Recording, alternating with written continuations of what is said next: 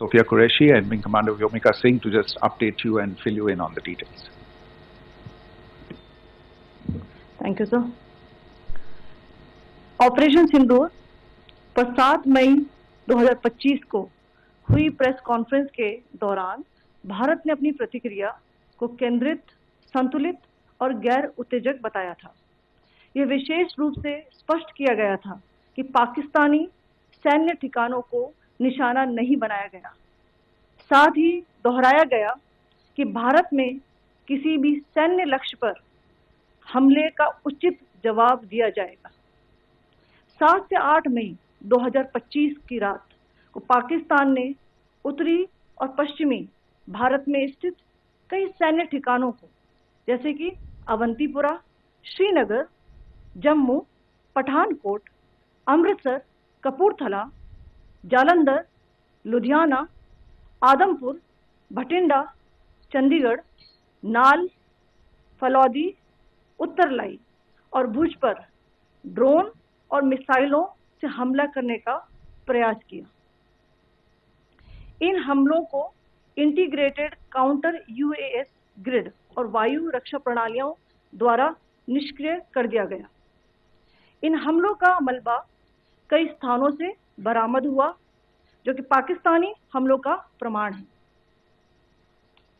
On the night of 7th May 2025, Pakistan attempted to engage a number of military targets in northern and western India using drones and missiles.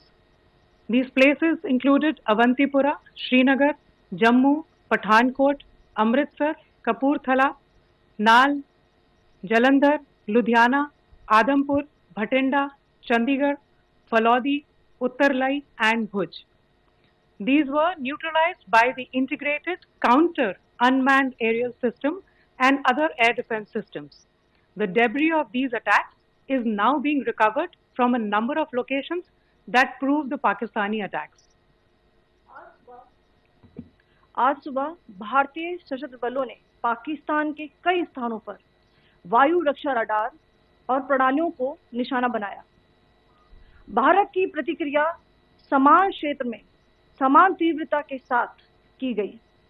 यह विश्वसनीय रूप से ज्ञात हुआ कि लाहौर में स्थित एक वायु रक्षा प्रणाली को निष्क्रिय कर दिया गया। Today morning, Indian Armed Forces targeted air defense radars and systems at a number of locations in Pakistan. Indian response has been in the same domain with the same intensity as Pakistan. It has been reliably learnt that an air defense system at Lahore has been neutralized. Pakistan ने नियंत्रण रेखा पर आकरण गोलीबारी की तीव्रता बढ़ा दी है, जिसमें कुपवाड़ा, बारामूला, उरी, पुंछ, मेंढर और राजौरी क्षेत्रों में मोर्टार और भारी तोपखाने का इस्तेमाल किया जा रहा है। Pakistan has increased the intensity of its unprovoked firing across the line of control using mortar and heavy caliber artillery in areas in Kupwara, Baramulla, Uri, Poonch, Mendhar and Rajouri sectors in Jammu and Kashmir. 16 innocent lives have been lost, including 3 women and 5 children, due to the Pakistani firing. Here too, India was compelled to respond to bring mortar and artillery fire from Pakistan to a halt. Indian Armed Forces reiterate their commitment to non-escalation, provided it is respected by the Pakistan military. Jai Hind.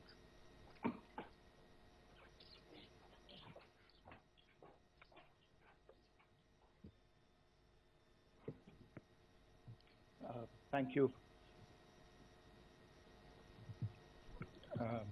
Friends, this is, as I said, further to the briefing that was provided yesterday and some of the updates that have been just provided by Colonel Qureshi and Wing Commander Singh.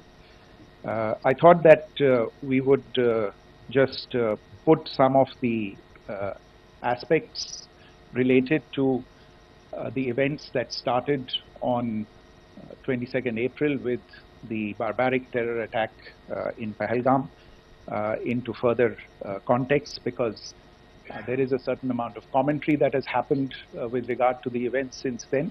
And more than the commentary, there has been a lot of disinformation that has been directed at us from across the border. So a few things that I would like you to keep in mind. First of all, there is mention on all sides of escalation. I think the first point that you have to keep in mind is the attack of 22nd April in Pahalgam is the original escalation. ये जो सिलसिला है जो हम देख रहे हैं आज की घटनाओं को लेके, ये 22 अप्रैल के पहलगाम के हमले से शुरू हुआ है. एस्केलेशन वहां पे हुआ है और उस एस्केलेशन का जवाब भारतीय सेना ने, भारतीय फौज ने कल अपने एक्शन से दिया है. Secondly, I want to invite your attention to the involvement of the group calling itself the Resistance Front in these attacks. I pointed this out yesterday that this is a group that is a known front for the well-known Pakistan-based terrorist organization, Lashkar-e-Taiba. The group has been reported earlier. I mentioned to you about the Indian authorities providing information to the UN 1267 Sanctions Monitoring Committee. And in fact, we are going to be meeting with the team again very soon, and we will be providing an update to the information that we have provided earlier. But what is interesting, दिलचस्प बात यह है कि संयुक्त राष्ट्र की सुरक्षा समिति में जब पहलगाम के हमले को लेके एक प्रेस वक्तव्य जारी करने की बात चल रही थी, तो आप सोचिए किस देश ने टीआरएफ का, द रेजिस्टेंस फ्रंट का उसमें मेंशन किया जाना, उसको अपोज किया, पाकिस्तान ने. This was after the fact that the TRF claimed responsibility for this attack not once but twice, within a few hours after the incident on the 22nd of April, and then again on the morning of 23rd April.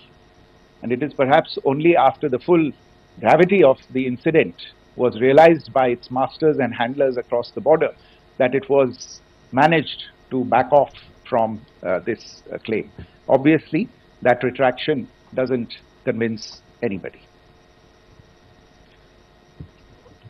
तीसरी चीज जो मैं आपसे कहना चाह रहा था, और कर्नल कुरैशी और विंग कमांडर सिंह ने कल भी बड़े स्पष्ट शब्दों में और आज भी आपसे ये बात साझा की है. जो भारतीय रिस्पॉन्स है वो नॉन एस्केलेटरी है, प्रिसाइज है, सटीक है, मेजर्ड है और कंसिडर्ड है. Our intention has not been to escalate matters. We are only responding to the original escalation, as I said, and our response has been targeted, precise, controlled and measured. Only no military targets have been selected. Only terrorist infrastructure in Pakistan has been hit. Now, there are, as I said, a number of issues that have been raised in commentaries, and there's a lot of, as I said, unfounded disinformation and fabrication that has come from across the border. And I would just like to use this opportunity to set the record straight on some of these issues. The first of these is Pakistan trying to wash its hands off any and all involvement with terrorism.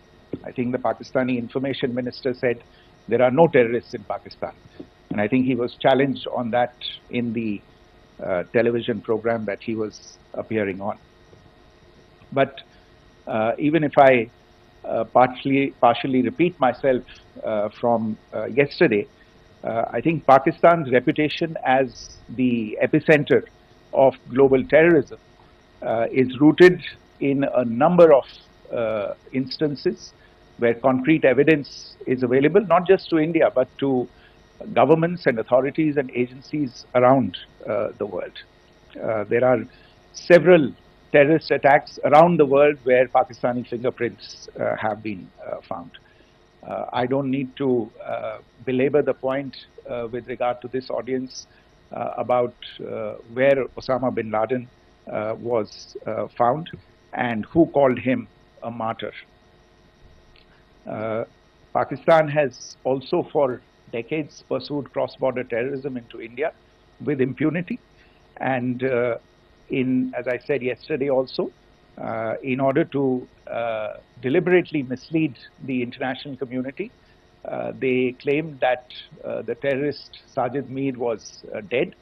They came under pressure, and Sajid Mir was then brought back to life, arrested, and is now apparently in Pakistani custody. Pakistan is also home to a very large number of UN proscribed as well as UN proscribed terrorists, as well as terrorists proscribed by a number of other governments in the world, including, of course, the Lashkar-e-Taiba and the Jaish-e-Mohammed, as well as their leaders, Masood Azhar and Hafiz Mohammed Saeed. आपने देखा होगा हाल ही में पिछले कुछ दिनों में पाकिस्तान के रक्षा मंत्री और उनके पूर्व विदेश मंत्री दोनों ने इस बात को माना है कि पाकिस्तान का ऐसे ग्रुप्स के साथ जो रिश्ता है वो क्या रहा है.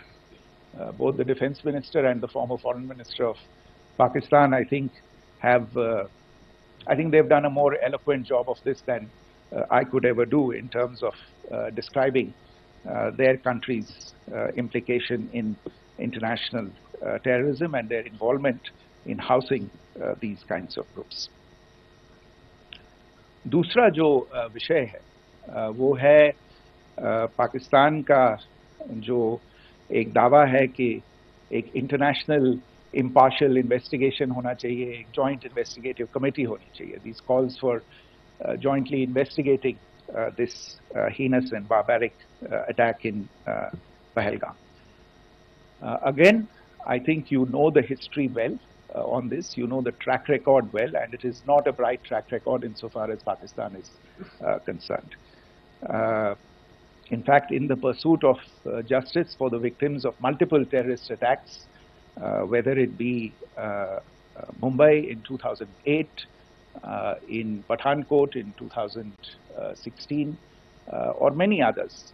But in particular for these two attacks, India had offered to cooperate. India provided forensic evidence and urged Pakistan to bring the perpetrators of these attacks to justice.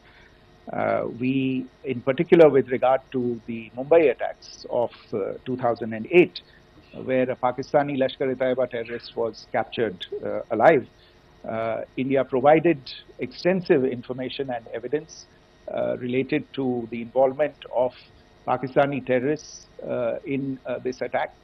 Cases were registered, but you are all aware that these cases have not progressed, despite the formation of judicial teams, etc. And Pakistan has consistently stonewalled all efforts to move the investigation along. In fact, with regard to the Pathankot attack as well, a joint investigative team was formed. We gave access, unprecedented access, I should say, to Pakistani team to the site of the attack. Details of call records data and DNA, etc., were shared with Pakistan. We had shared with them details related that we had been able to access to the addresses of terrorists. We presented evidence against the office bearers of Jaish-e-Mohammed who had conspired in the attack, and the handlers of the terrorists who facilitated them and guided them in. But there has been no movement on this. So, in all of this, I think the experience has not been positive, and it certainly doesn't give us the confidence now to take at face value Pakistani assertions of wishing to participate in a joint investigation. These are just delaying tactics, these are just stonewalling tactics. And in fact, there is reason to believe that Pakistan uses the evidence that we provide only to cover its tracks and, in fact, defend the terrorists who we are looking for and obstruct the path of investigation. A third point that I wanted to address was the claim that only civilians were killed in the strikes on the 7th of May. We have made the point very clearly that all attacks on the morning of 7th May were against carefully selected terrorist infrastructure, terrorist targets. It is not clear to us, in fact, seeing some of the coverage of the after effects of these strikes, including the funerals for the terrorists that were held yesterday. I think a lot of you have seen the reports and the coverage on media. If only civilians, if any civilians were killed in these attacks, I wonder what message this picture actually sends to all of you. This is a question that is worth asking. It's also odd that the funerals of civilians are carried out with the coffins being draped in Pakistani flags and state honors being accorded. As far as we are concerned, the individuals eliminated at these facilities were terrorists. Giving terrorist state funerals may be a practice in Pakistan. Doesn't seem to make much sense to us. Pakistan has also claimed that India deliberately attacked religious sites. This is completely false again. I have made it clear that the targets were terrorist infrastructure, terrorist facilities, and locations connected clearly with incidents of cross-border terrorism into India.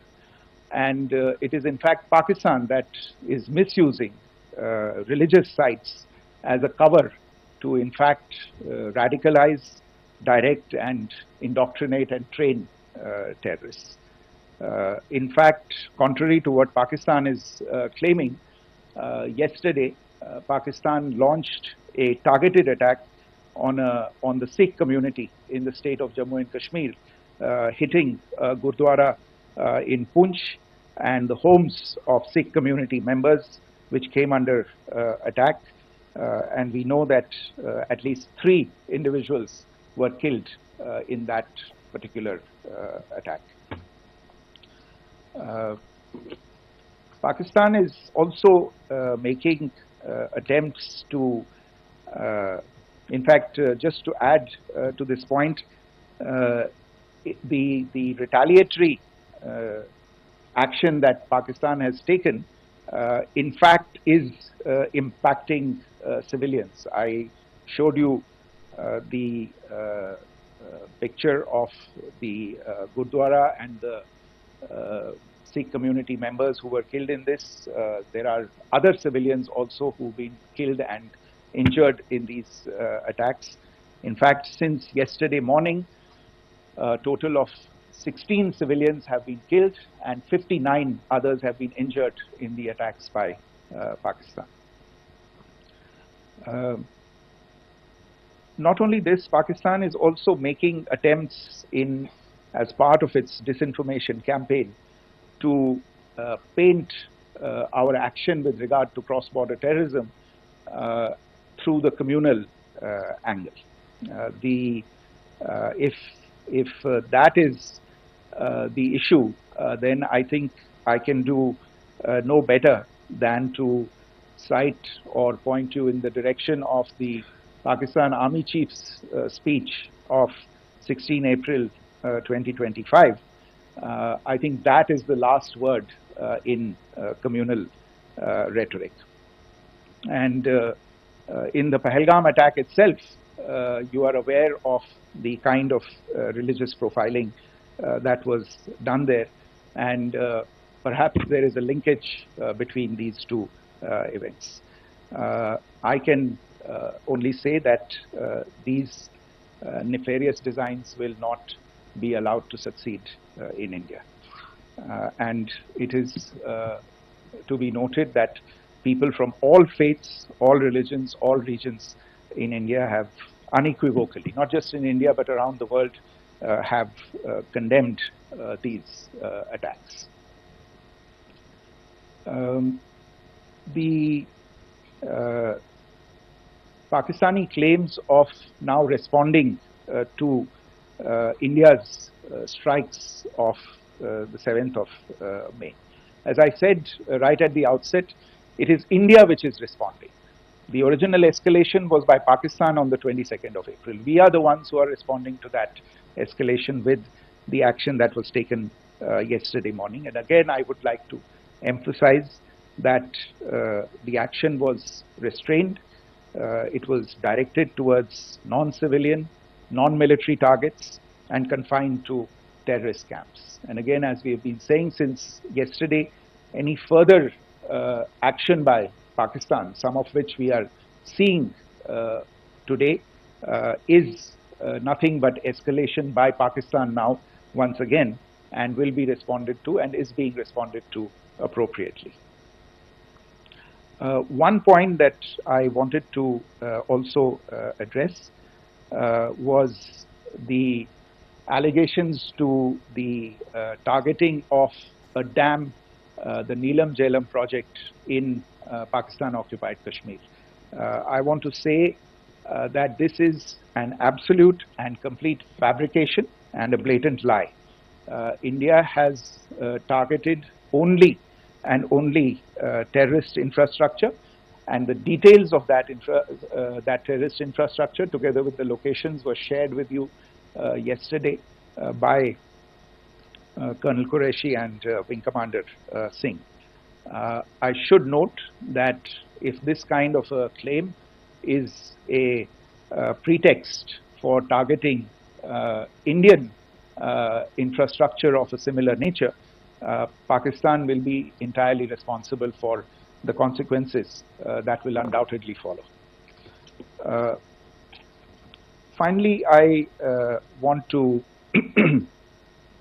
address some issues that have been raised related to the Indus Waters Treaty and the disinformation that has been raised in regard to that as well.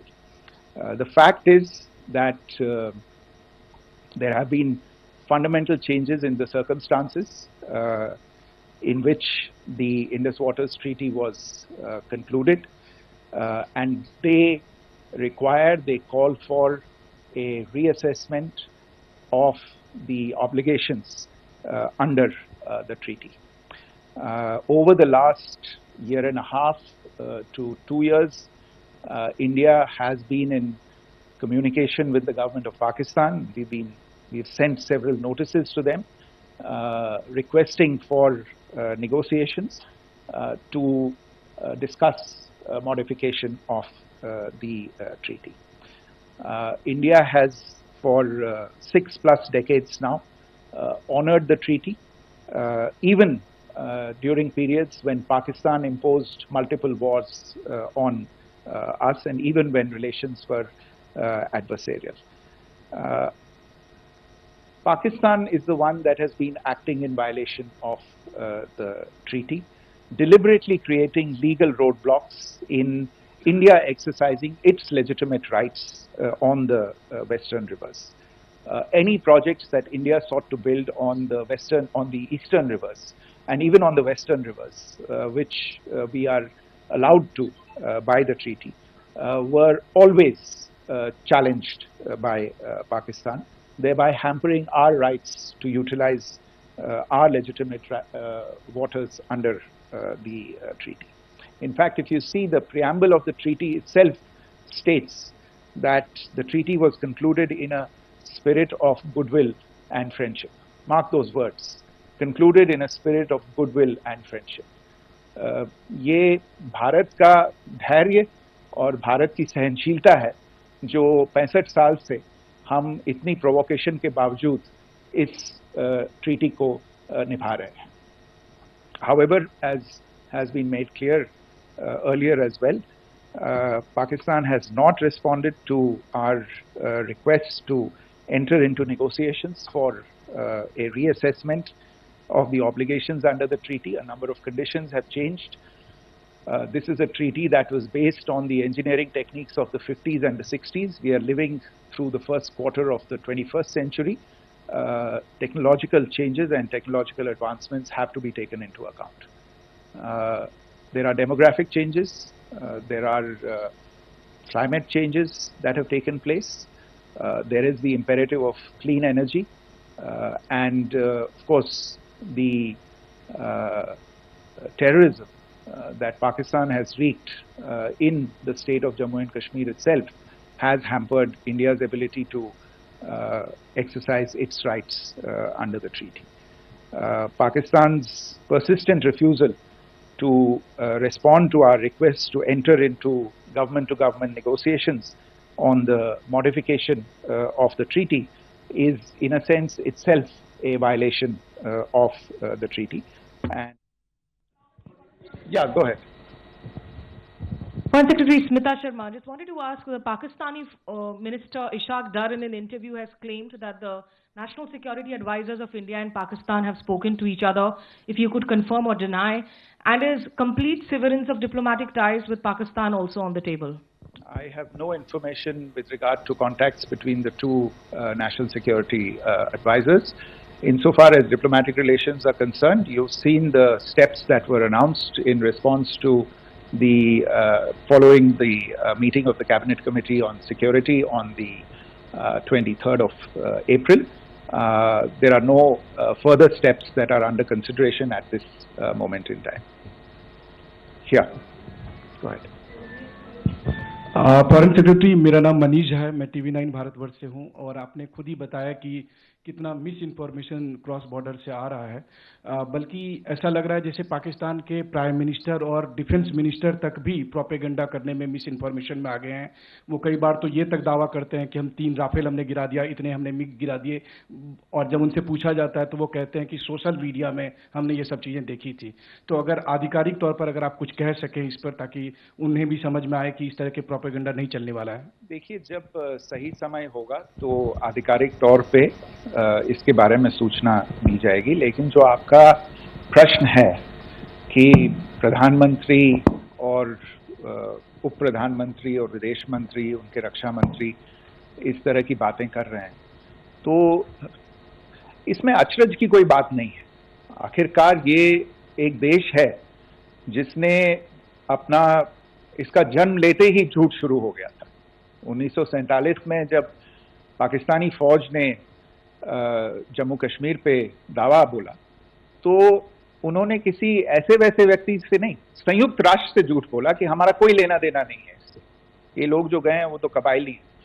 वो तो जब हमारी फौज वहां पे पहुंची और UN के लोग, संयुक्त राष्ट्र के लोग खुद वहां पे पहुंचे, उन्होंने देखा कि वहां तो पाकिस्तानी फौज घुसपैठ करके आ गई है, उसके बाद पाकिस्तान को मुंह की देखनी पड़ी और उनको मानना पड़ा कि हाँ, उनकी फौज वहां पे कुछ समय से पड़ी हुई है. तो ये जो यात्रा है एक तरह से 75 साल पहले शुरू हो चुकी है. तो I am not surprised that this kind of disinformation is being indulged in. या सिद्धांत. So Siddhant from Beyond. Sir, we have seen a lot of negative comments coming from the Pakistani military of escalation.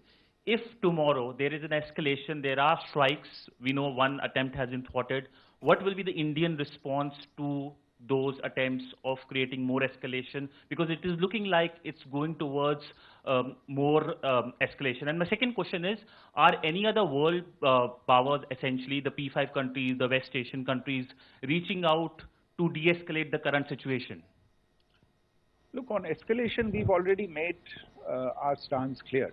I mean, there are two basic points. First of all, it is Pakistan that escalated on the 22nd of April. We are only responding to that escalation. And then what we have said yesterday and what my colleagues have said today, that now if there is an attempt at further escalation by Pakistan, it will be responded to in an appropriate domain. And therefore, the choice is entirely that of Pakistan to make. As to your second question, I don't think I can do better than to point you in the direction of the statements that are being made from practically every chancellery in the world and the sentiment that they are carrying. That sentiment essentially and for the major portion is support for the government of India in the context of the condemnation of the terrorist attack in Pahalgam on the 22nd of April. There is wide recognition of the government of India's right to respond to these attacks in self-defense, and of course a desire to ensure that there is not further escalation. I think these statements speak for themselves. Yeah. Sir, this is Mausami from India Today. Now, in the all-party meeting, we have learned that the defense minister has said that, you know, in the operations in Sindoor, almost 100 terrorists were killed. Would we have any details about what is the number like, and also about if there were any big faces, masterminds, terrorist masterminds who were in fact killed? There is also a report that Masood Azhar's family's 10 members have been killed, and Rauf Asghar, who was actually the mastermind of Pulwama, he's also been badly, severely injured.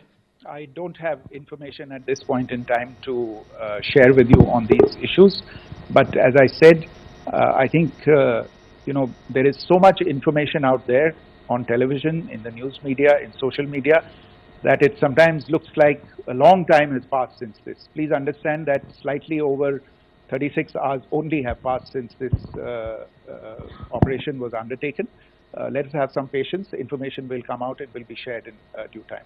Shruti. Thank you, Foreign Secretary.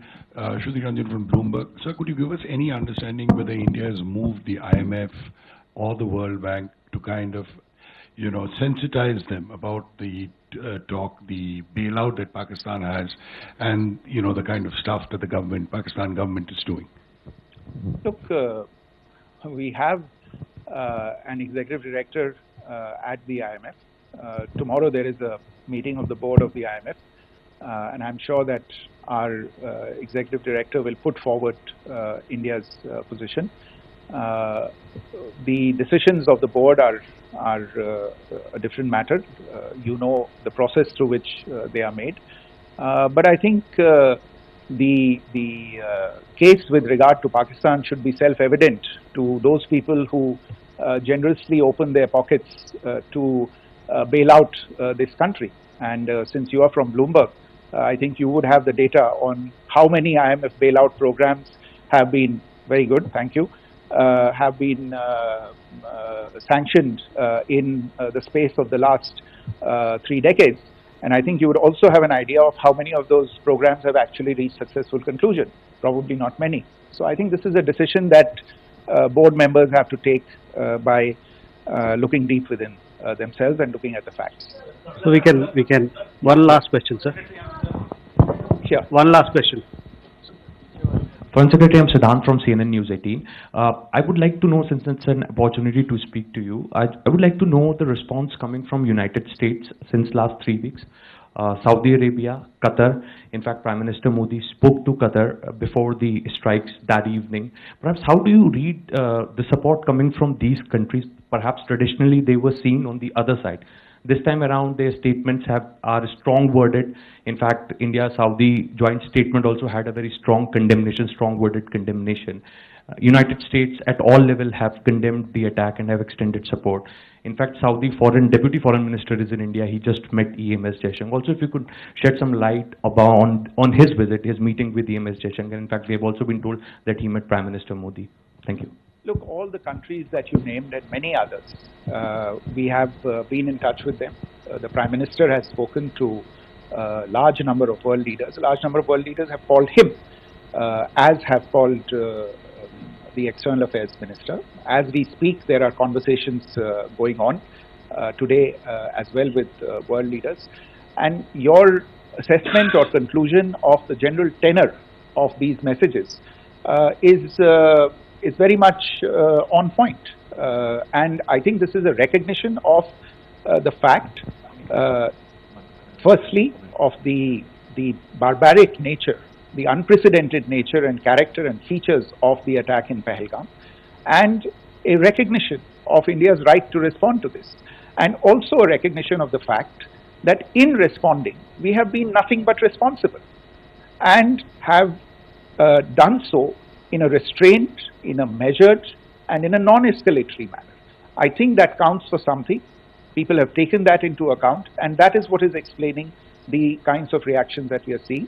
And we appreciate the sentiments and the statements that have been made by the vast majority of world leaders. Yes, the Saudi Minister of State for Foreign Affairs is in Delhi. He had a meeting with the External Affairs Minister earlier today. I don't have further details at this moment, but if there are details, the Ministry will share them at some point with you. Thank you. I think that's all we have time for today. We'll join you again soon. Thank you all. Thank you.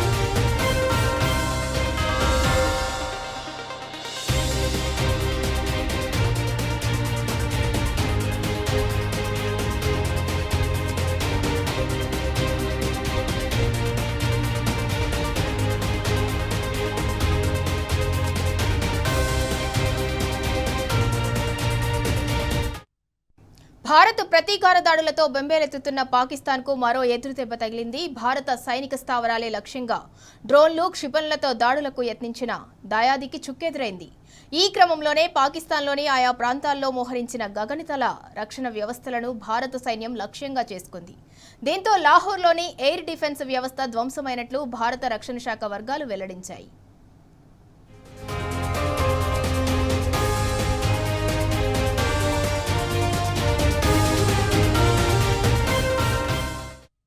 చైనాకు చెందిన HQ-9 రక్షణ వ్యవస్థలను ఉపయోగిస్తున్న పాకిస్తాన్ భారత్లోని సరిహద్దు రాష్ట్రాల్లో డ్రోన్లు, క్షిపణి దాడులకు యత్నించింది. అవంతిపుర, శ్రీనగర్, జమ్మూ, పఠాన్కోట్, అమృత్సర్, కపుర్తలా, జలంధర్, అదాంపూర్, బఠిండా, చండీగఢ్, నాల్, పటోడి, భుజ్ తదితర ప్రాంతాల్లోని సైనిక స్థావరాలను లక్ష్యంగా చేసుకునేందుకు యత్నించింది. అయితే వీటిని ఇంటిగ్రేటెడ్ కౌంటర్ UAS గ్రిడ్ గగనతల రక్షణ వ్యవస్థలతో సమర్థంగా అడ్డుకున్నట్లు రక్షణ శాఖ వెల్లడించింది. పాకిస్తాన్ దాడులకు రుజువుగా వీటి శకలాలను ఆయా ప్రాంతాల నుంచి సేకరిస్తున్నట్లు తెలిపింది.